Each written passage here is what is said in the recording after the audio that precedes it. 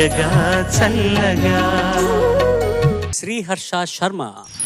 నువ్వేమి చేశావు నేరం, నిన్నెక్కడంటింది పాపం, చినబోకుమా.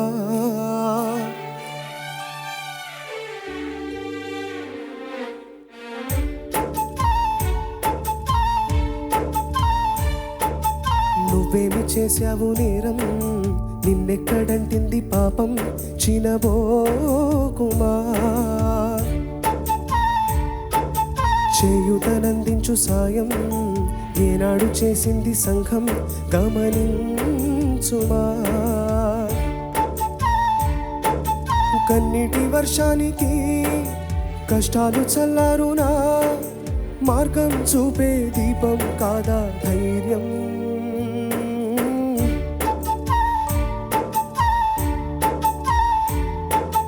నువ్వేమి చేశావు నేరం, నిన్నెక్కడంటింది పాపం, చినబోకుమా.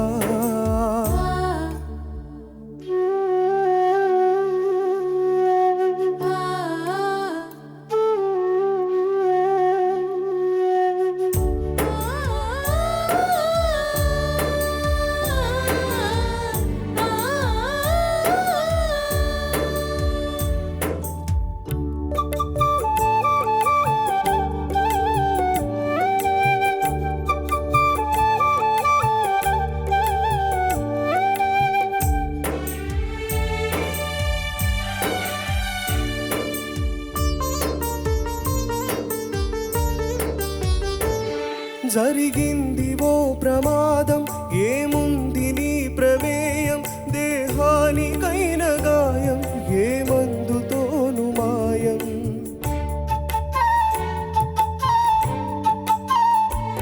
విలువైన నిండు ప్రాణం మిగిలుండడం ప్రధానం, అది నిలిచినంత కాలం సాగాలి నీ ప్రయాణం. స్త్రీల తనువులోనే శీలమున్నదంటే పురుష స్పర్శతోనే తొలగిపోవునంటే, ఇల్లాళ్ళ దేహాలలో శీలమే ఉండదనా.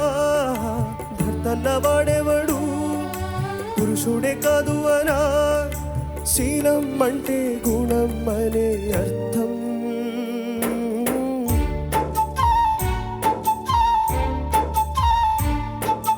నువ్వేమి చేశావు నేరం, నిన్నెక్కడంటింది పాపం, చినబోకుమా.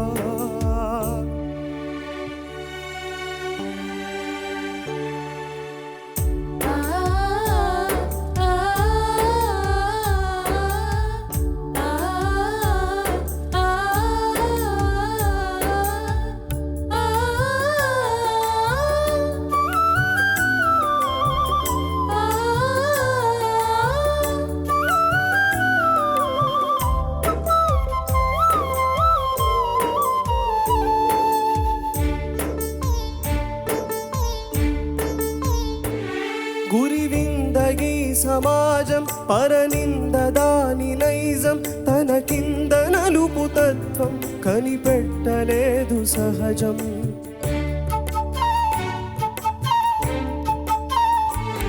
తన కళ్ళ ముందు ఘోరం కాదనదు పిరికి లోకం, అన్యాయమన్న నీపై మోపింది పాప భారం.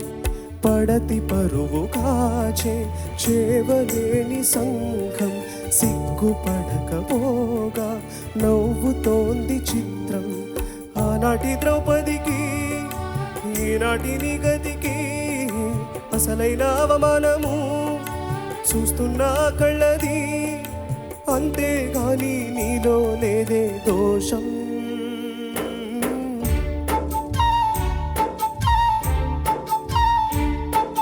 నువ్వేమి చేశావు నేరం, నిన్నెక్కడంటింది పాపం, చినబోకుమా.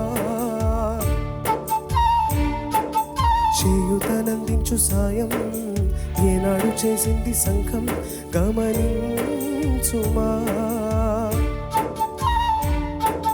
కన్నీటి వర్షానికి కష్టాలు చల్లారునా, మార్గం చూపే దీపం కాదా ధైర్యం.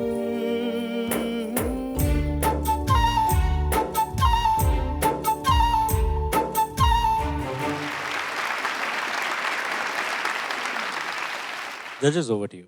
శర్మ, సార్ నువ్వు పాపం ఆ గావుకేకలు కామెంట్ నిన్ను బాధ పెట్టి అది మా మైండ్లో పెట్టుకున్నావా?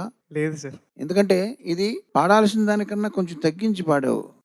గాత్రం ఇంకొంచెం ఓపెన్ చేసి పాడాలి. కొంచెం బ్రైట్గా పాడు పల్లవి. నువ్వేమి చేశావో నేరం, నిన్నెక్కడంటింది పాపం, చినబోకుమా. ఈ పాట మీనింగ్ ఏంటి? తప్పు నీది కాదు, నిన్ను విమర్శించే వాళ్ళదని కదా.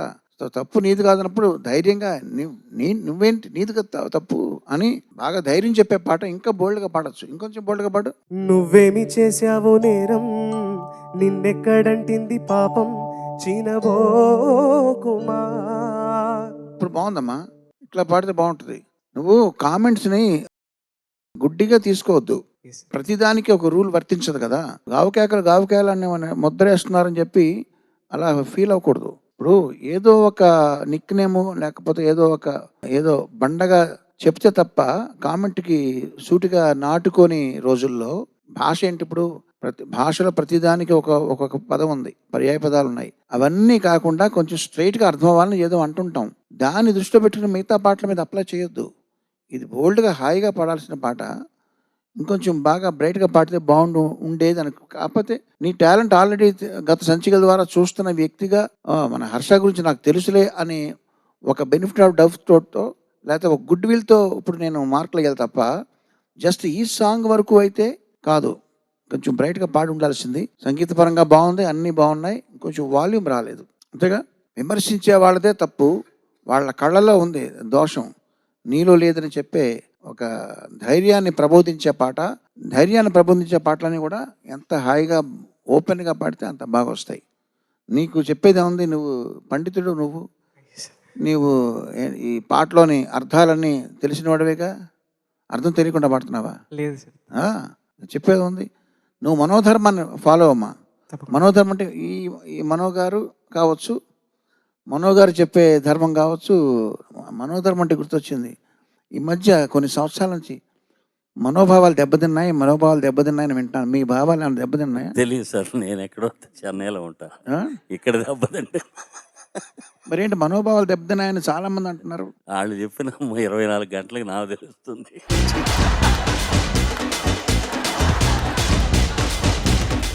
మీరు హాయిగానే ఉన్నారు. నాకు మనోభావాలు ఎవరు దెబ్బతిన్నా మీకు సంబంధం లేదు. నువ్వేమీ చేశావు నేరం అంటూ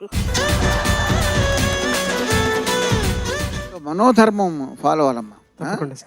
నీ మనోధర్మే ఆ లిరిక్ మీద అప్లై చేసి నువ్వు ఏ పాటకి ఆ పాట, అన్ని పాటలకి ఒకే రూల్ వర్తించదు. ఆ ఎక్స్ప్రెషన్, నేను ఎప్పుడూ చెప్పేది ఎక్స్ప్రెషన్ గురించే. శృతి పోయినా పర్లేదు, తాళం తప్పినా పర్లేదు. మీరు క్షమించండి అన్నయ్యలు, తాళం తప్పినా పర్లేదు, శృతి పోయినా పర్లేదు, ఎక్స్ప్రెషన్ పోకూడదు. ఎందుకంటే పాట అనేది లిరిక్కే మెయిన్. ఆ లిరిక్ని సంగీతపరంగా ఎక్స్ప్రెస్ చేయడమే పాట, అంతేగా. సో అది నువ్వు గుర్తుంచుకో. All the best you. నువ్వు తక్కువడు ఏం కాదు. హర్ష సార్ నమస్తే సార్. నమస్తే. కిరణ్ గారు మొత్తం చెప్పేశారు, చెప్పాల్సిందంతా కూడా అర్థమైంది కదా. అయింది సార్. నాకైతే బాగానే నచ్చింది పాట. అంటే పాటలోని భావాన్ని బాగా అర్థం చేసుకుని పాడినట్టుగా అనిపించింది. కానీ ఇంకా కొంచెం బోల్డ్గా పాడితే ఇంకా ఘనంగా ఉండేది. చూసావు కదా జయసాగర్ గొంతు ఎంత అందంగా ఉందో. నాకు సీతారామ శాస్త్రి గారు దాదాపు 4000 పైచిలుకు పాటలు రాసి ఉంటారు. అంటే సరైన సంఖ్య తెలియకపోవచ్చు నాకు, కానీ 4000 పైచిలుకు రాశారు. ఆ 4000 పైచిలుకు పాటలను 2 విభాగాలుగా వర్గీకరిస్తే 2 ఉంటాయి అందులో. ఏంటంటే ఒకటి కాగడ, ఇంకొకటి కొరడ. కాగడ అంటే చీకట్లు చీల్చే పాటలు, కొరడ అంటే చైతన్యపరిచే పాటలు. ఇది కొరడ లాంటి పాట. పడతి పరువు కాచే చేవలేని సంఘం, సిగ్గుపడకపోగా నవ్వుతోంది చిత్రం. ఆనాటి ద్రౌపదికి ఈనాటి నీ గతికి అసలైన అవమానము చూస్తున్న ఆ కళ్ళది. ఒక చురక వేసి చైతన్యపరిచే ప్రయత్నం చేశారు శాస్త్రి గారు. చాలా మంచి సాహిత్యం, గొప్ప సాహిత్యం ఇది. సురేష్ ప్రొడక్షన్, సురేష్ గెస్ట్ హౌస్లో శాస్త్రి గారు స్వయంగా ఆయన ప్యాడ్ మీద ఇలా పేపర్ పెట్టుకొని పాడుతూ నాకు వినిపించారు ఈ పాటను. ఆ అదృష్టాన్ని నోచుకున్న. రికార్డింగ్ కంటే ముందే నేను ఏదో పాటడానికి వెళ్ళినప్పుడు నన్ను కూర్చోబెట్టి నాన్న ఒక మంచి పాట రాసానని చెప్పేసి ఆయన స్వయంగా పాడి వినిపించారు నాకు ఈ పాట. ఆ అదృష్టానికి నేను నోచుకున్నా. ఇంకా ప్రయత్నిస్తే చాలా మంచి గాయకుడు అవుతావు, అందరికీ తెలుసు. ఇందులో ఒక మాట ఉంది 2వ చరణంలో, గురివింద ఈ సమాజం. గురివింద అంటే ఎర్రగా ఉంటుంది గింజ, కింద నల్లగా ఉంటుంది. అంటే పైనుండి చూస్తున్న ఆ గింజకు కింద నలుపుతనం తెలియదన్నమాట. గురువిందను అంటే ఇప్పుడు నువ్వు కూడా ఇప్పుడు చూడు, ఎర్ర చొక్కా వేసుకున్నావు, కింద నల్ల ప్యాంటు, గురువిందలాగే ఉన్నావు. కాకపోతే నువ్వు గురువింద అంటే మళ్ళీ దాన్ని తప్పుగా అర్థం చేసుకోకు. గురువిందకి ఇంకొక ప్రయోజనం ఉంది. ఇంతకు ముందు పూర్వం గురువిందతో బంగారాన్ని తూచేవాళ్ళు. ఇన్ని గురువిందలెత్తు అనేవాళ్ళు. నువ్వు బంగారం లాంటి వాడి, భయపడకు. శ్రీహర్ష చాలా బాగుందమ్మా, మంచి వాయిస్ ఇది, చాలా బాగుంది. మంచి మంచి సజెషన్స్ చెప్తున్నారు. నువ్వు కిరవణ గారు చెప్పినట్టు ఒకదానికి స్టిక్ ఆన్ అవ్వకుండా నువ్వు సాంగ్ని బట్టి మార్చుకోవద్దు. చరణాల్లో కొంచెం విభ్రాటం తగ్గించి నువ్వు ఆ స్టేట్మెంట్గా ఆ స్టేట్మెంట్ స్టైల్గా పాడుంటే ఇంకా బ్రైట్గా ఉండేది. అంటే నువ్వు ఆ సాఫ్ట్నెస్ అది ఏమవుతుందంటే కొంచెం పేతాస్ కింద వెళ్తుంది. పేతాస్ కాదుగా ఇది, ధైర్యం చెప్పే పాటకి ఆవిడకి నువ్వు చరణం ఒక్క లైన్ పాడు చాలు నాకు. జరిగింది ఓ ప్రమాదం, ఏముంది నీ ప్రమేయం, దేహానికైన గాయం, ఏ మందుతోనో మాయం. ఇది బెటర్గా ఉంది. నువ్వు ఇంతకు ముందు పాడిన దానికన్నా తరేరే రారే రారే తరేరే రారే రారే ఆ లైన్స్ ఉన్నాయి కదా, అవన్నీ కూడా ఇట్లాగే నువ్వు బ్రైట్గా పాడితే ఇంకా బాగుంటుంది. మంచి బ్యూటిఫుల్ వాయిస్ నీది, మంచి రేంజ్ ఉంది. చక్కగా నువ్వు దాన్ని ఉపయోగించుకో, అంతే.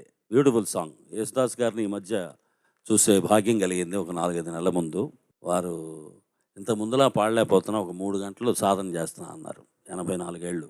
మనం ఎక్కడున్నాం అనేది మనం తెలుసుకున్నాం. Thank you.